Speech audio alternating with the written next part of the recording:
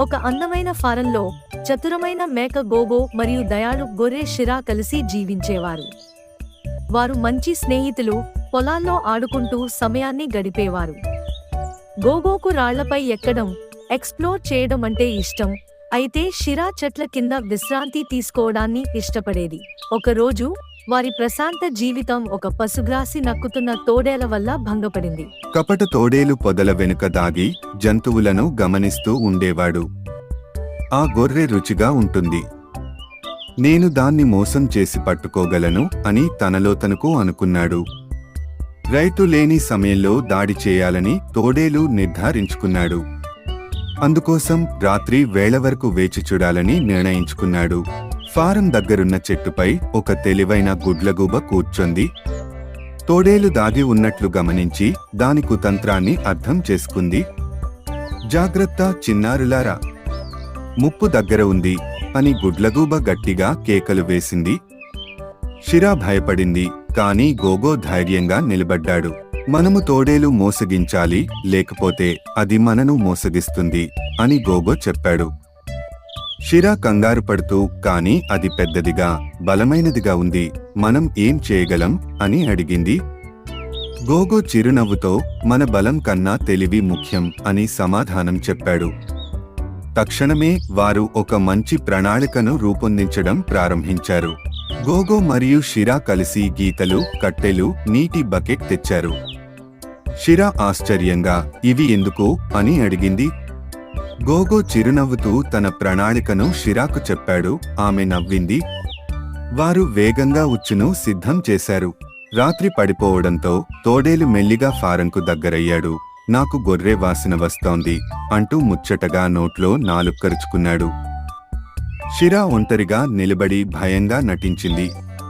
తోడేలు పరిగెత్తి ఆమెను పట్టుకోడానికి సిద్ధమయ్యాడు. తోడేలు షిరా పైకి దూకగానే స్నాప్!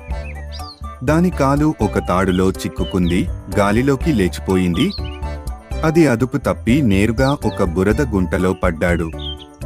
గోగో నవ్వుతూ, ఇప్పుడైనా నీ తెలివిని పరీక్షించుకో అన్నాడు. తోడేలు కోపంతో బురదలోంచి బయటకు రాబోయాడు. నన్ను మోసగించారా? ఇప్పుడే చూడండి అంటూ గర్జించాడు. గోగో వెంటనే గట్టిపై ఉన్న నీటి బకెట్ను తిప్పాడు. స్ప్లాష్! చల్లటి నీరు తోడేలుపై పూర్తిగా పడింది. గోల విన్న రైతు లాంతరు పట్టుకుని బయటికి వచ్చాడు. ఏం జరుగుతోంది అని ఆశ్చర్యపోయాడు. గుడ్లగూబ చెప్పింది, ఈ తెలివైన స్నేహితులు ఫారాన్ని కాపాడారు. రైతు తడిసిపోయిన తోడేలును చూసి నవ్వుతూ, అయ్యో, నువ్వే బలహీనంగా ఉన్నావుగా అన్నాడు.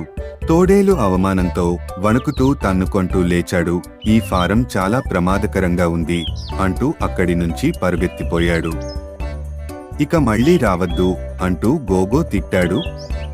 షిరా ఊపిరి పీల్చుకుంది. గోగో, మనం విజయం సాధించాం. మరుసటి రోజు సూర్యుడు ప్రకాశిస్తూ అందమైన ఉదయం తీసుకొచ్చాడు. అన్ని జంతువులు గోగో, షిరా కథ వినడానికి చేరుకున్నారు. బలం కాదు, తెలివి ఉంటేనే గెలవగలం అని గోగో చెప్పాడు.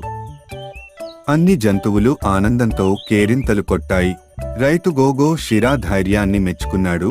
మీరు ఫారాన్ని కాపాడారు, మీకు స్పెషల్ బహుమతి అంటూ మృదువైన దుప్పటి, తాజా పండ్లు ఇచ్చాడు. షిరా సంతోషంగా, ఈ విజయానికి గోగో కారణం అంది. గోగో నవ్వుతూ, మనం కలిసి ఉన్నప్పుడే విజయం సాధించగలం అన్నాడు. ఆ రోజు నుంచి ఫారంలో గోగో, షిరా తెలివైన జంతువులుగా పేరొందారు. ఏదైనా సమస్య వచ్చినప్పుడు అందరూ వారిని ఆశ్రయించేవారు.